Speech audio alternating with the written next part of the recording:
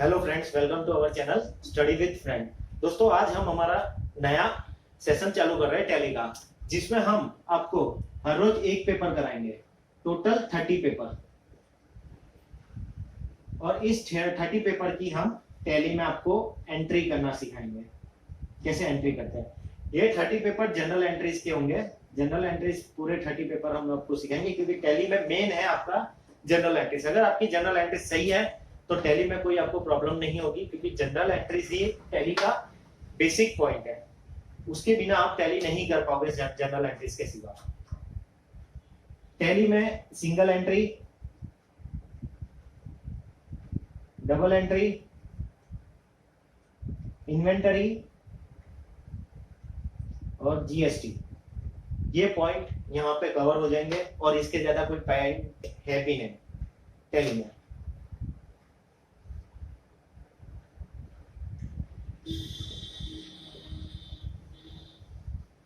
Main है GST tally में, क्योंकि पहले वैट चल रहा था, अब जीएसटी आ गया, तो टैली में अभी जीएसटी कंपलसरी हो गया है। और जीएसटी अगर आपको नहीं आता है तो टैली आप कर नहीं पाओगे। तो इसका भी हम आपको नॉलेज देंगे कि जीएसटी कैसे कैलकुलेट करते हैं, जीएसटी कैसे निकालते हैं दोस्तों। ओके, आप इधर गए फ्रेंड्स। आज से हम हमारा नया सेशन टैली का चालू कर रहे हैं, जिसमें हम आपको बेसिक रूल टैली का सिखाएंगे। और अगर आप बाहर जाते हो टैली सीखने, तो आपको कम से कम 4 से 6 हजार रुपए लगते हैं। लेकिन हम हमारी चैनल पे फ्री ऑफ कॉस्ट पढ़ा रहे हैं, जिसमें हम 30 पेपर जनरल एंट्रीज के कराएंगे। और ये 30 पेपर की टैली में एंट्री आपको करना सिखाएंगे कि टैली में इसकी कैसी एंट्री होती है। इसमें हम सारा सिलेबस आपका कवर करेंगे। आइए फ्रेंड्स, हम बेसिक रूल की तरफ चलते हैं टैली का, कि बेसिक रूल क्या है टैली का। पहला रूल, हमेशा अगर आप कोई एंट्री करते हो तो ये मान के कीजिएगा कि उस बिजनेस के ओनर आप हो। अगर ये मान के अगर आप करते हो तो आपकी एंट्री कभी गलत नहीं होगी। जैसे आपने अगर एंट्री कर रहे हो कोई गणेश किराना स्टोर की, गणेश किराना स्टोर की अगर आप एंट्री कर रहे हो जनरल एंट्रीज, तो ये मान के चलिए कि ये स्टोर आपका है, आप इस स्टोर के ओनर हो। तो आपकी ये जो भी एंट्री आप करते हो, जनरल एंट्रीज हो या टैली में एंट्री करते हो, तो एंट्री आपकी गलत नहीं होगी कभी। दूसरा रूल क्या बोलता है, डेबिट व्हाट्स कम इन। डेबिट जो आपके पास आता है वो हमेशा डेबिट करो। जैसे आपने दुकान में गए, 2 डेयरी मिल्क ली, आपने 10 रुपए दिए, तो आपके पास क्या है, डेयरी मिल्क है, तो इसको क्या करोगे आप, debit. Credit, credit what's goes out, जो आपके पास से जाता है वो हमेशा क्रेडिट होता है। यहाँ पे आपने 2 डेयरी मिल्क ली, आपने क्या दिया उसको, 10 रुपए दिया, आपके पास से क्या गया, 10 रुपए गए, तो वो हम क्या करेंगे, क्रेडिट करेंगे। ओके फ्रेंड, ये 2 रूल है जिसपे पूरा टैली बेस्ड है। अगर आपने ये 2 रूल समझ के एंट्री किया तो आपने समझ लो टैली आपने सीख लिया। टैली में कभी भी आपको कोई प्रॉब्लम नहीं होगी, या फिर जनरल एंट्रीज हो या अकाउंटिंग में कभी भी आपको कोई प्रॉब्लम नहीं होगी, अगर ये 2 बेसिक रूल आप पकड़ के चलोगे तो। एक बार वापस बता देता, कोई भी एंट्री करते वक्त आप ये समझो कि आप उस बिजनेस के ओनर हो, तब भी आप एंट्री करो। दूसरा ही, डेबिट व्हाट्स कम इन, क्रेडिट व्हाट्स गोज आउट। आपके पास जो आता है वो आप डेबिट करोगे, आपके पास से जो जाता है वो आप क्रेडिट करोगे। आइए हम फर्स्ट पेपर की तरफ चलते हैं। हमारे फर्स्ट पेपर का फर्स्ट क्वेश्चन है, business commences with a capital of ₹6 lakh. Suppose आप हो यहाँ पे, आपके पास 6 लाख रुपए है, आपने बिजनेस चालू करने के लिए ये 6 लाख रुपए बिजनेस में डाले। ये आपका बिजनेस,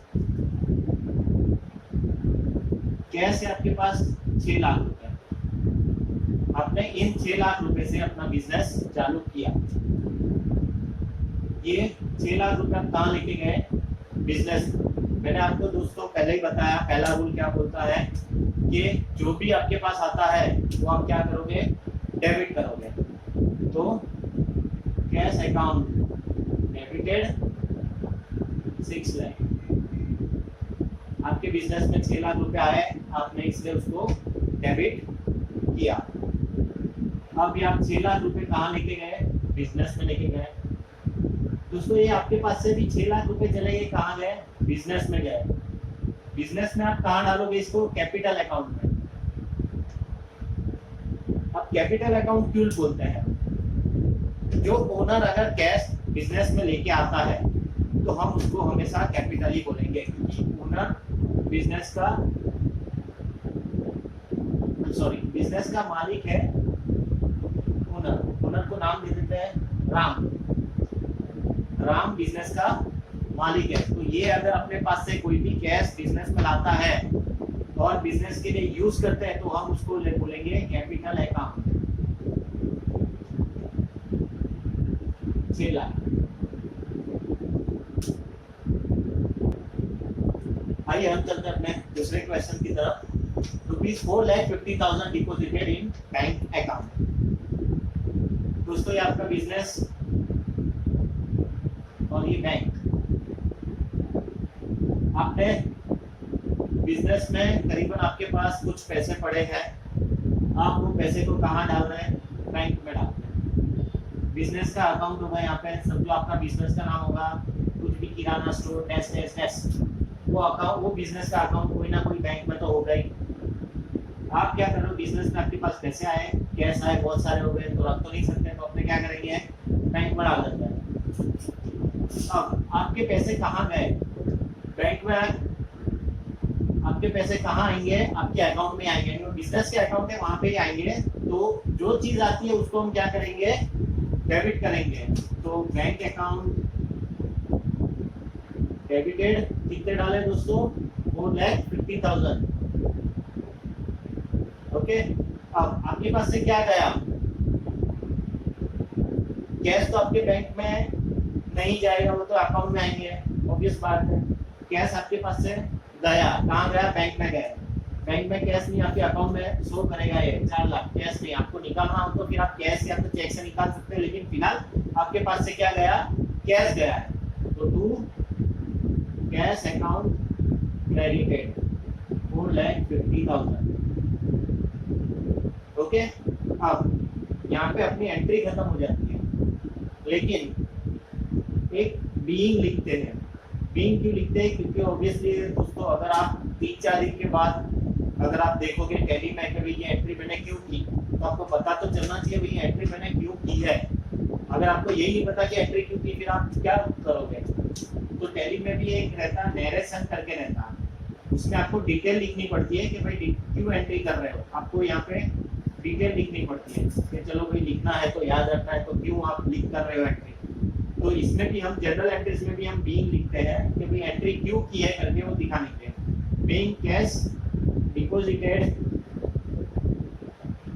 इन बैंक ऑन, अगर डेट लिखना है तो आप डेट लिख सकते हो, कौन सी बैंक में आपने जमा किया तो वो बैंक का नाम लिख सकते हो, और यहाँ पे डेट भी लिख सकते हो। कौन समझ लो आपने 4 तारीख को किया तो 4/1/2019 ये भी लिख सकते हो, या तो फिर being cash deposited in bank, इसमें आप क्लोज करके ये एंट्री क्लोज कर सकते हो। ₹2,30,000 plant and machinery purchase by paying in cash. दोस्तों हमारा थर्ड क्वेश्चन है, प्लांट और मशीनरी खरीदी कितने रुपए में, 2,30,000 में। अब वापस मैं आपको ड्राइंग करके दिखाता, आपका बिजनेस ये है, सपोज कहीं पे आप परचेज करने निकले यहाँ से,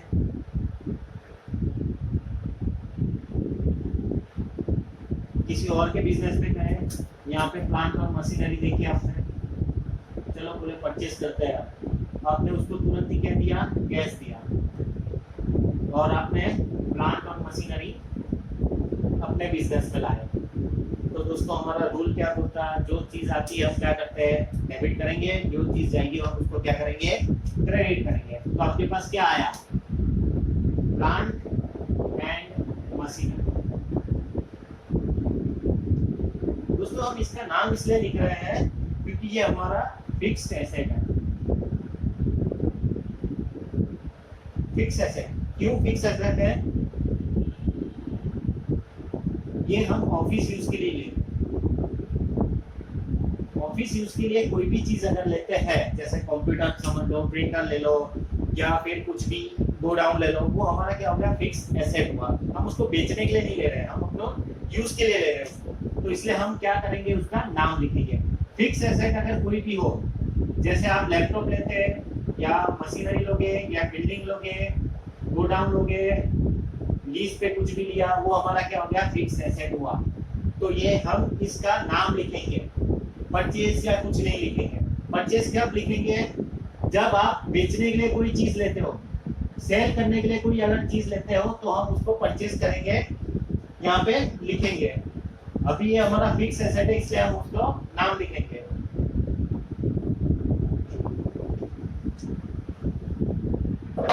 तो plant and machinery account debited कितने में लिया? 2,30,000 में। टू ऑब्वियस दोस्तों हमारे पास से क्या गया? आपने क्या दिया वहां पे जाके? कैश दिया है आपने। आपके पैसे ये बिजनेस में गए आपके पास से, तो हम उसको क्रेडिट करेंगे। जो जाता है वो हम क्या करते हैं? क्रेडिट। तो टू कैश अकाउंट क्रेडिटेड 2,30,000। यहाँ पे एंट्री तो खत्म हुई, लेकिन हम बीइंग लिखना नहीं भूलेंगे, क्योंकि ये सबसे मेन चीज है। ये तो है ही, लेकिन उससे भी ज्यादा मेन ये है कि भाई आपको 3-4 दिन के बाद याद तो रहना चाहिए ना, किसने एंट्री किया, क्यों एंट्री किया। नहीं तो अभी सीखोगे, 2 दिन के बाद वापस भूल जाओगे भाई क्यों एंट्री किया। तो ये याद रखने के लिए ये बीइंग लिखना जरूरी है। Being plant and machinery purchased for ₹2,30,000 cash. खत्म। ये एंट्री हमारी खत्म हुई। अभी आगे चलते हैं। Fourth question, purchase goods worth ₹40,000 in cash and 45,000 on account। दोस्तों हमने 40,000 कैश दिया और 45,000 हमने अकाउंट से पे किया। क्या खरीदा? गुड्स खरीदा। अब गुड्स का मतलब ये है जिसका हम बिजनेस कर रहे हैं, जिसका हम बिजनेस कर रहे हैं उसको हम गुड्स बोलेंगे। दोस्तों अभी स्टार्टिंग है, इसलिए मैंने यहाँ पे कुछ आइटम के नाम नहीं दिए है कि भाई कंप्यूटर खरीदा, ये खरीदा। तो आप बस इतना समझिए, गुड्स मतलब कि हम जिस आइटम का बिजनेस कर रहे हो, जैसे कंप्यूटर हम ले बेच का बिजनेस कर रहे हो, ले भी रहे बेच भी रहे, तो ये हमारा हो गया गुड्स। ओके दोस्तों, तो गुड्स जिस चीज का हम बिजनेस कर रहे हैं उसको हम गुड्स बोलेंगे। इसकी एंट्री बता देता। आप हो यहाँ पे खड़े, ये एक शॉप है, आप गए, आपने क्या लिया? गुड्स लिया, गुड्स परचेस किया। हमारा रूल क्या बोलता है दोस्तों कि भाई आप अगर आपके बिजनेस में कुछ भी आता है उसको हम क्या करेंगे? डेबिट। तो आपके पास क्या आया? गुड्स आया, तो उसको हम लिखेंगे परचेस अकाउंट डेबिटेड 40। यहाँ पर 40 नहीं लिखेंगे अभी। 2 आपके पास से क्या गया? कैश और अकाउंट दोनों से गया है। आप यहाँ पे गए लेने, आपने टोटल 85,000 का गुड्स खरीदा। आपके पास कैश थे, ओनली 40,000 कैश थे, आपने 40,000 उसको दे दिया है। अब 45,000 कहाँ से दोगे? तो आपने बोला लो भाई एक काम करो, मेरे पास चेक है, आप 45,000 का उसको चेक दे देगा। 45,000 का आपने उसको चेक दे दिया और 40,000 आपने कैश दे दिया। यानी आपके दोनों साइड से गए पैसे, एक तो कैश भी गया और दूसरा बैंक से भी जाएगा, कटेगा 45,000। तो पहले कैश लिख देते हैं, कैश अकाउंट क्रेडिटेड 40,000 आपके गए कैश, और बैंक से कितने गए? 45,000। तो 2 बैंक अकाउंट क्रेडिटेड 45,000। अब ये दोनों को प्लस करके आपका परचेस कितने का हुआ 85,000 का। वापस एक बार मैं आपको बता देता,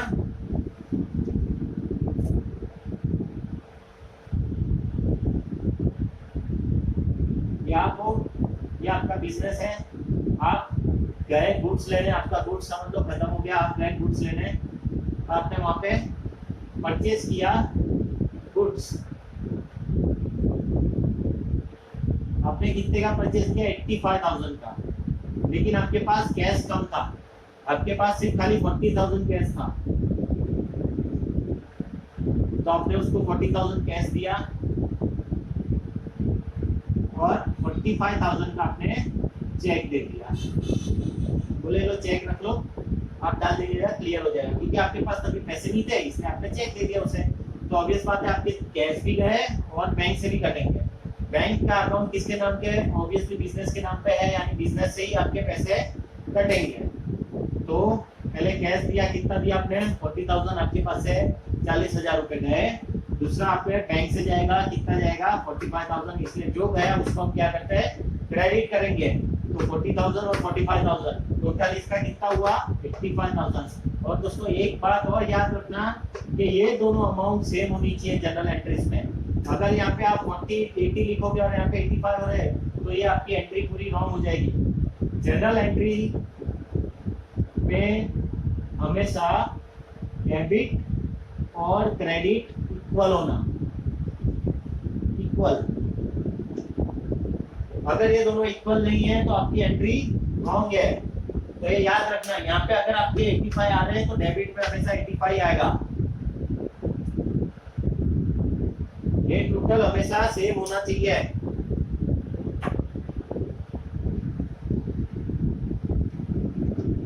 और ये भी सोच रहे होंगे कि परचेस क्यों लिखा, गुड्स खरीदा है तो परचेस इसलिए लिखा क्योंकि मैंने बताया जो चीज का अपने बिजनेस कर रहे हैं उसका हम लिखेंगे परचेस। कोई अगर कंप्यूटर का बिजनेस है आपका, सपोज एक ही कंप्यूटर यूज कर रहे हैं, जैसे 15 इंच का ही बेच रहे हो कंप्यूटर, तो आप उसमें गुड्स लिख सकते हो। लेकिन अगर आप अलग अलग कंप्यूटर यूज कर रहे हैं, कंप्यूटर 15 इंच का, 17 इंच का, i3 i4, तो उसको प्रोडक्ट का नाम आएगा। ये पहला है पेपर, इसलिए सिर्फ खाली मैं बेसिक रूल के हिसाब से एंट्री आपको समझा रहा हूँ और ये दे रहा। इसकी जब टैली में एंट्री होगी तब मैं आपको पूरा समझाऊंगा वापस।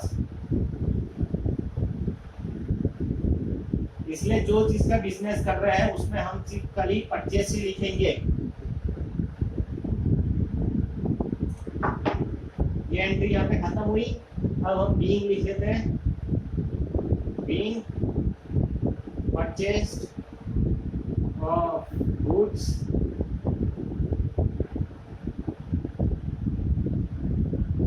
in cash 40,000 and through bank 45,000। Cash 40,000 दिया और बैंक से कितना दिया 45,000। ये बीइंग आप जरूर लिखना अगर आप घर पे भी प्रैक्टिस कर रहे हो तो। इसकी चलते हैं हमारे नेक्स्ट क्वेश्चन की तरफ, number 5। paid a check of rupees 2 lakh to our supplier, या तो to the supplier। हमने चेक दिया, किसको दिया सप्लायर। सप्लायर दोस्तों कौन होता है, जिससे हम माल खरीदते हैं, माल खरीदते हैं, परचेज करते हैं माल, वो हमारा होता है सप्लायर। ओके, तो सप्लायर को हमने कितने का चेक दिया 2 लाख रुपए का। हमारे पास से क्या गया, पैसे गए ना अकाउंट में से, चेक दिया ना, बैंक से पैसे कटेंगे तो हम क्या करेंगे उसको क्रेडिट, तो to bank account credited. Okay, अब किसको दिया सप्लायर को। सप्लायर को हम क्या बोलेंगे सैलरी क्रेडिटर। अगर नाम नहीं है तो, अगर यहाँ पे सपोज नाम होता कि भाई गणेश, गणेश को चेक दिया तो हम यहाँ पे लिखते हैं गणेश अकाउंट। लेकिन यहाँ पे कोई नाम नहीं है, सिर्फ इतना लिखा है कि भाई सप्लायर को हमने चेक दिया 2 लाख रुपए का, तो हम सप्लायर को क्या करेंगे, सन्ड्री क्रेडिटर, सन्ड्री क्रेडिटर, जिसको हमको पैसे देना है उसको हम बोलते हैं सन्ड्री क्रेडिटर। और जिससे अगर पैसे लेना है उसको क्या बोलेंगे, सन्ड्री डेटर, सन्ड्री क्रेडिटर, जिसको पैसे देना है उसको सन्ड्री क्रेडिटर। तो यहाँ पे लिखेंगे sundry creditor account debited 2 lakh. अब ये डेबिट में कैसे आया, सन्ड्री क्रेडिटर, ऑब्वियसली आपने जब माल खरीदा होगा, परचेज किया होगा, तो उधारी में किया होगा क्योंकि अभी चेक दे रहे हो आप, तो इसकी एंट्री पहले की क्या बनी होगी, purchase account debited to sundry creditor account, क्योंकि ये हमको देना है उसको पैसे, तो वो हम कहाँ लिखेंगे, क्रेडिट में लिखेंगे, जिसको पैसे देना है। परचेस कर रहे हो और उधारी में खरीदे हो, अगर मैंने बताया आपको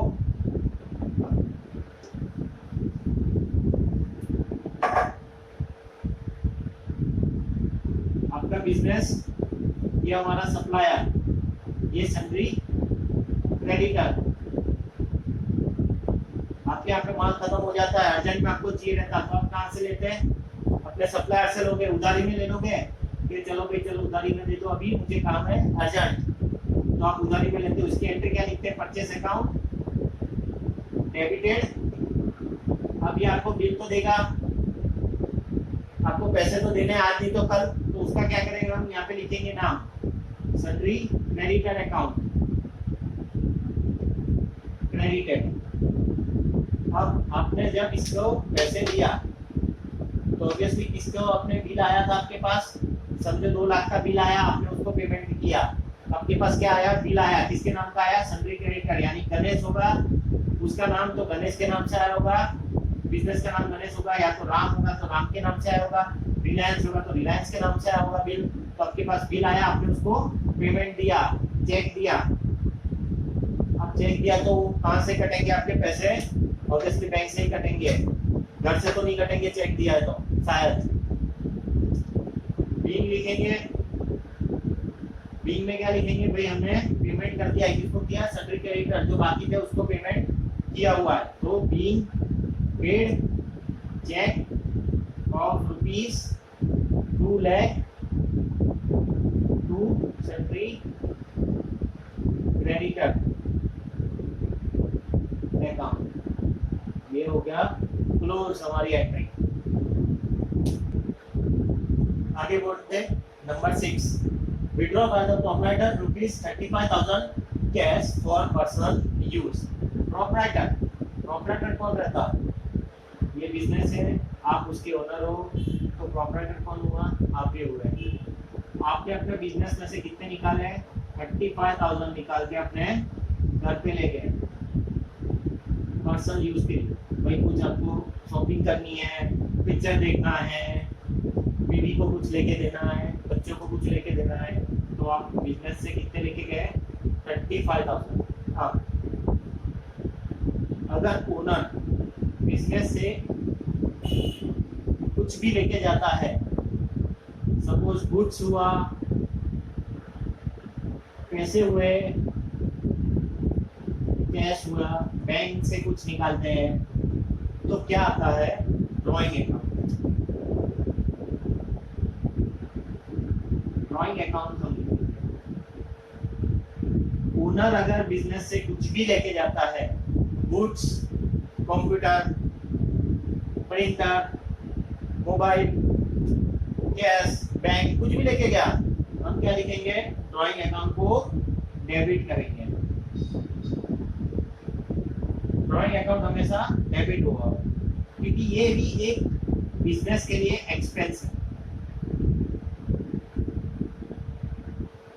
बिजनेस के लिए ये क्या है, एक्सपेंस है, लेकिन हम एक्सपेंस नहीं लिख सकते हैं क्योंकि ओनर लेके गया है, इसलिए हम क्या लिखेंगे, ड्रॉइंग अकाउंट। ये याद रखना, कोई भी कुछ भी, कोई भी मतलब प्रोपराइटर, कुछ भी मतलब गुड्स पैसे बैंक से या कंप्यूटर या मोटर कार कुछ भी बिजनेस के नाम पे है, वो अगर घर पे लेके जाता है उसको क्या करेंगे हम ड्राइंग लिखेंगे।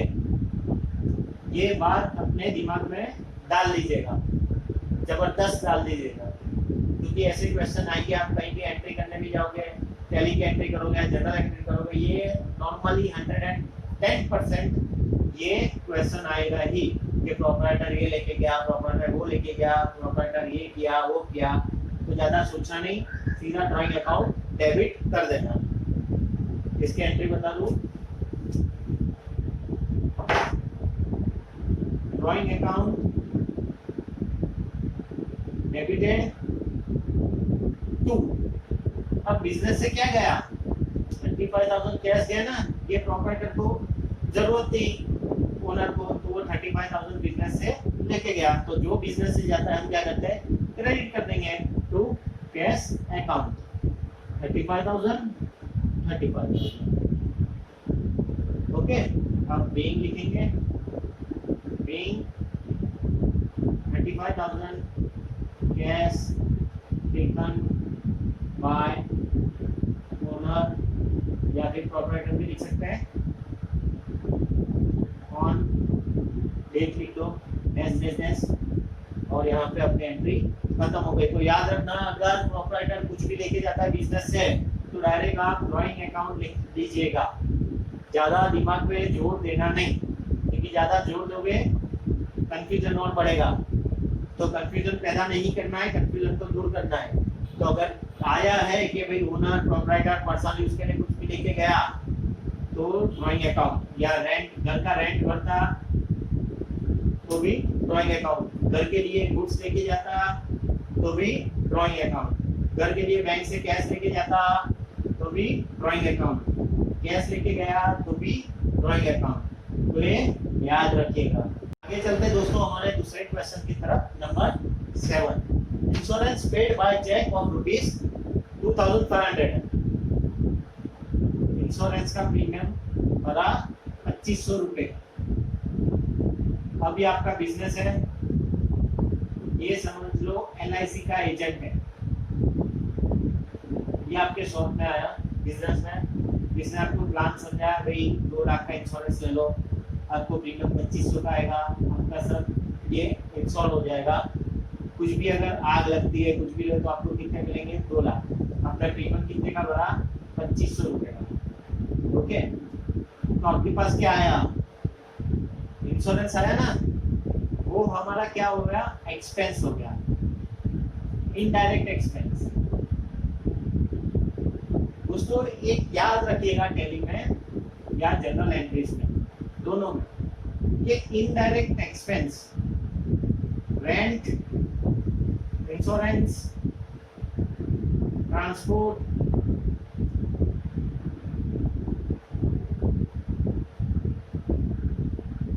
Convenience, electricity bill, wages, salary,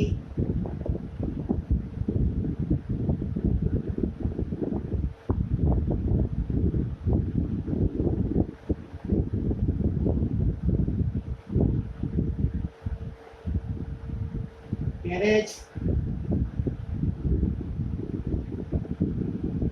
bonus, T, coffee, ये सब आपके इनडायरेक्ट एक्सपेंस है। एक लिस्ट आपको PDF की हमारे चैनल में, ये वीडियो के नीचे आपको अवेलेबल की जाएगी, उससे आपको इनडायरेक्ट में जो भी आपका रहेगा वो पूरा लिखा हुआ रहेगा, आप वहां से डाउनलोड कर सकते हैं। अभी फिलहाल इनडायरेक्ट के लिए मैंने ब्लैक बोर्ड पे इतना ही आपको बता दिया। इनडायरेक्ट एक्सपेंस में rent, insurance, transport, convenience, electricity, wages, salary, carriage, bonus, telephone bill, T, coffee, ये सब हमारा इनडायरेक्ट एक्सपेंस में ही आता। तो टैली में अगर कुछ भी एक्सपेंस आता 99% आपको इनडायरेक्ट एक्सपेंस ही रहेगा, 99%। तो अगर आपको दिमाग पे जोर नहीं डालना है तो कोई भी अगर एक्सपेंस आता है उसको पहले इनडायरेक्ट एक्सपेंस में ही डाल दीजिएगा। ज्यादा सोचिएगा नहीं कि भाई ये रिलेटेड है नहीं है, वैसा कुछ मत सोचिएगा। 99% आपको इनडायरेक्ट एक्सपेंस ही मिलेंगे। तो दोस्तों ज्यादा कंफ्यूज होने की जरूरत नहीं होगी। अब आपके पास क्या आया? इंश्योरेंस आया, एजेंट आया LIC का है, उसने क्या दिया आपको? इंश्योरेंस दिया। इंश्योरेंस का पेपर देंगे, अभी इंश्योरेंस निकाला तो इंश्योरेंस का पेपर तो मिलेगा।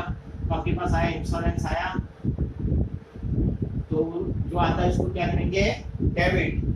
तो रूल याद रखिएगा, जो भी आता है उसको हम डेबिट करेंगे, जो बिजनेस से जाएगा उसको हम क्रेडिट करेंगे। सपोज ये बिजनेस है, आपके पापा भी आते हैं अगर चेक करने के लिए बिजनेस, अगर वो बिजनेस के अंदर जाते हैं तो वो हमारे लिए क्या हो गया? डेबिट। और जब वो बिजनेस के बाहर जाएंगे तो वो क्या हो गया हमारे लिए? क्रेडिट। ओके, तो बिजनेस के हिसाब से सोचिएगा तो आपको कोई प्रॉब्लम नहीं होगी। इंश्योरेंस आया, इंश्योरेंस कितने का आया?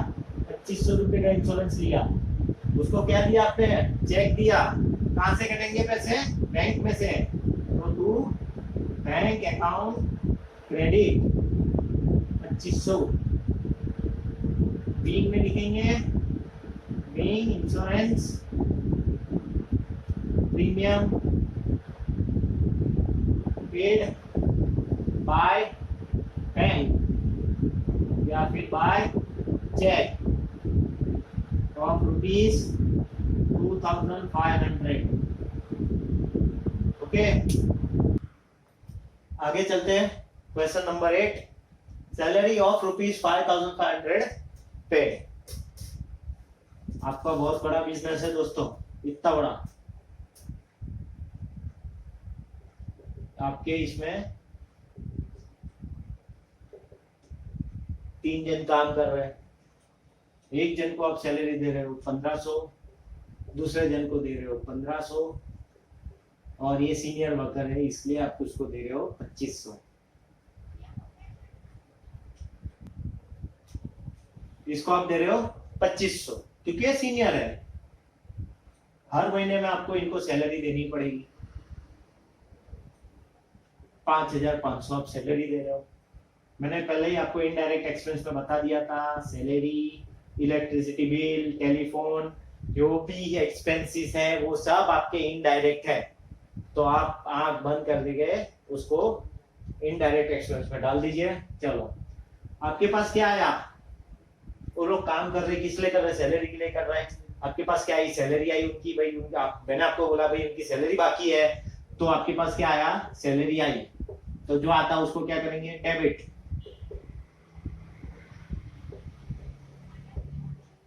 आपने उनको कैश में पैसे दिए, यहाँ पे मैंने लिखा नहीं है बैंक से दिए या कैश। तो अगर आप समझ लो पेड लिखा है और बैंक भी नहीं लिखा है, तो ऑब्वियसली आपने उनको दिए कैश में। आपने कैश में उनको सैलरी दे दी, क्योंकि छोटी मोटी रकम है, आप कैश तो दे ही सकते हैं, इतना बड़ा बिजनेस है। इतना से लेके यहाँ तक, सपोज 100 स्क्वायर फीट के आसपास का बिजनेस है, तो 5500 आप कैश दे सकते हैं। तो हम लिख देंगे to cash account credit 5500। Okay, salary account, इसमें से कोई एक वर्कर आपके पास आया, बोले सर मेरी तो सैलरी बाकी है। तो आपके पास क्या आया? सैलरी आई। गई क्या? कैश गई। कैश गई, गया, गई, इसलिए गई। बीइंग, बीइंग में क्या लिखेंगे? सैलरी भर दी, salary paid to worker of ₹5500 in cash. Cash में सैलरी भर दी। ओके, आगे चलते दोस्तों। Number 9, furniture of ₹30,000 purchase in cash. हमने दोस्तों क्या खरीदा? फर्नीचर खरीदा। ये अच्छा टेबल है,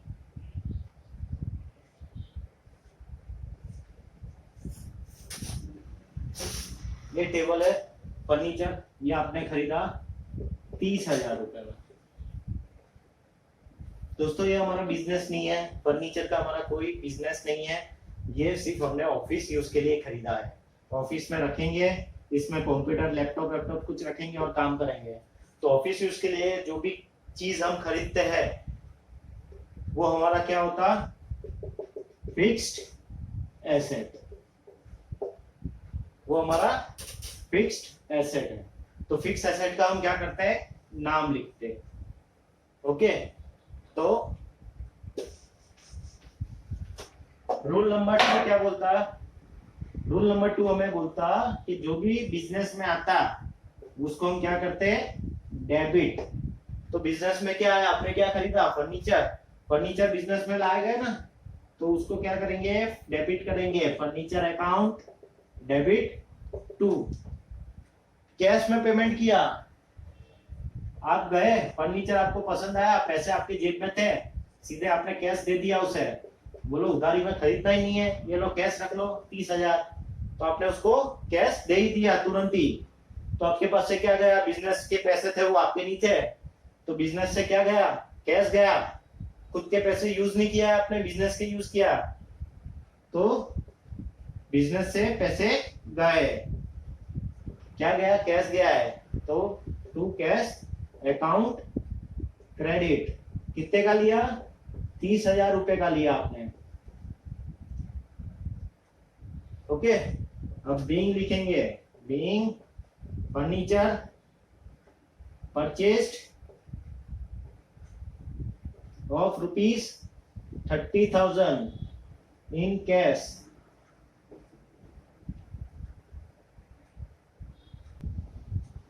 ये हमारा पेपर नंबर 1 यहाँ पे खत्म होता है। पेपर नंबर 1 के क्वेश्चंस जो है आपको उसके पीडीएफ मिल जाएंगे ये वीडियो के नीचे डिस्क्रिप्शन बॉक्स में, या फिर आप हमारी चैनल ज्वाइन कर सकते हैं टेलीग्राम की, जिसका नाम है